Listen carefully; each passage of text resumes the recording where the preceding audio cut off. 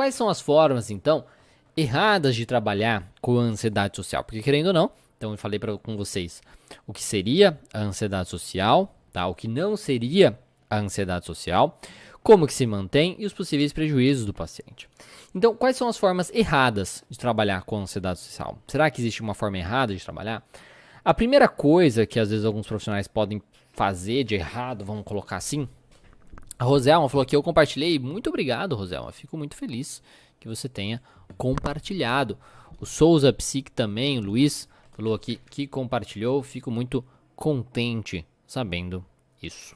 Então, a primeira coisa, né, que alguns profissionais podem cometer de erros, né, ao tratar um paciente com ansiedade social, é não listar todas as situações sociais que o sujeito evita. Por que isso é importante?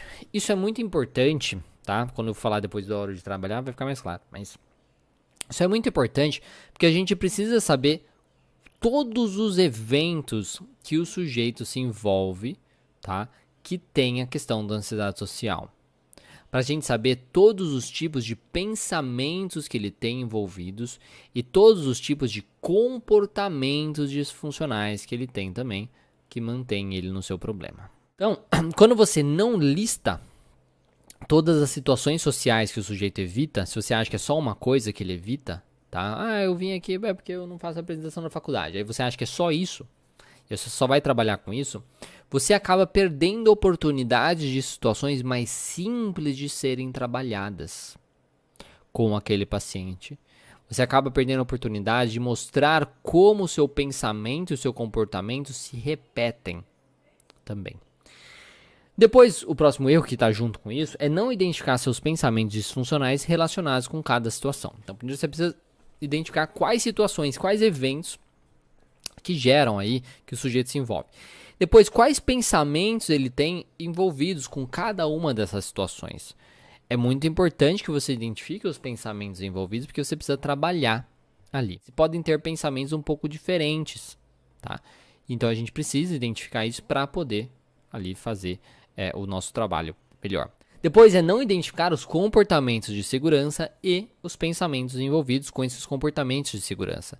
Se você não identifica os comportamentos que mantêm o paciente no problema, tipo, ok, ele sente essa ansiedade, ele tem esse medo, o que ele faz a respeito disso que mantém ele no problema? Como eu comentei, muitas vezes o paciente ele pode enfrentar a situação, só que algum comportamento ele tem nessa situação que faz com que ele se mantenha, como por exemplo, ficar focando em si mesmo. Ficar com foco da atenção na sua ansiedade, nos seus sintomas da ansiedade, em coisas que estão acontecendo externas que são consideradas mais negativas e por aí vai, tá? Então é muito importante isso. Às vezes um dos erros também é isso, não identificar seus comportamentos de segurança e os pensamentos envolvidos com esse comportamento.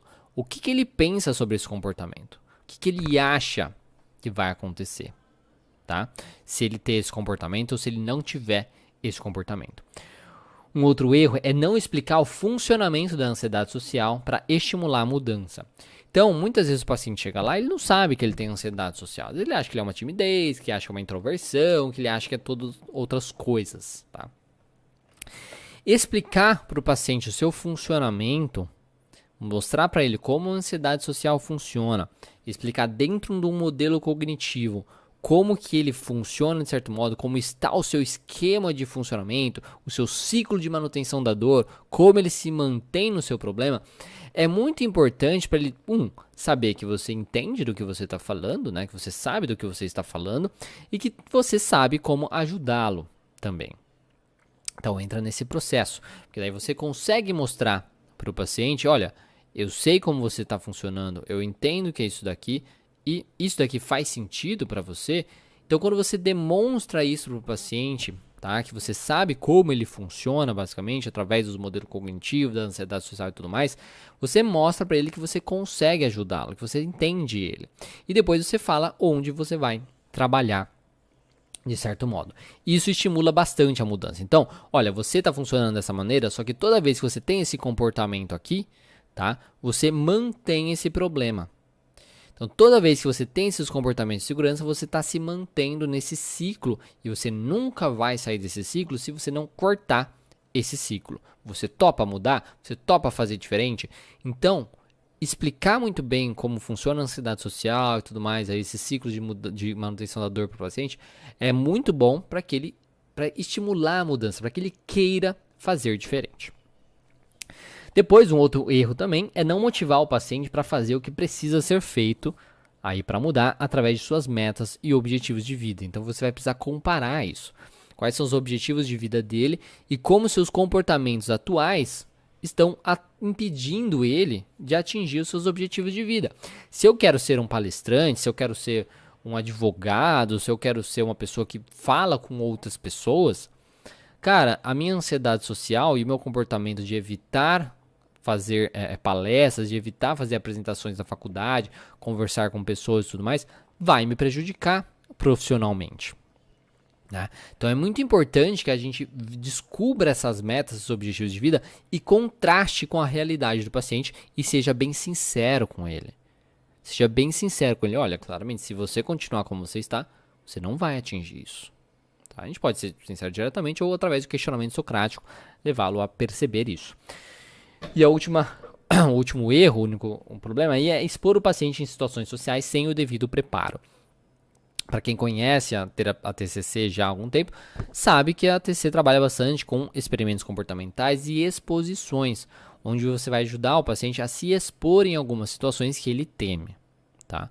Só que se você faz isso sem o devido preparo, pode acontecer justamente o que às vezes já acontece com alguns pacientes ansiosos sociais, onde ele enfrenta aquela situação, tá? Então ele enfrenta aquela situação, só que ao enfrentar aquela situação, ele fica focando em pontos não interessantes. Ele faz uso de outros comportamentos de segurança dentro da situação que mantêm ou pioram ali o seu quadro. Então, se a gente simplesmente fala para o paciente se expor sem se preparar para aquela exposição, isso pode, na verdade, manter ainda mais o problema, dificultar com que ele faça mais daquilo ou outras situações, porque vai causar um sofrimento significativo, ou piore até mesmo o problema do paciente, tá bom? Então, essas são as formas erradas aí da gente trabalhar.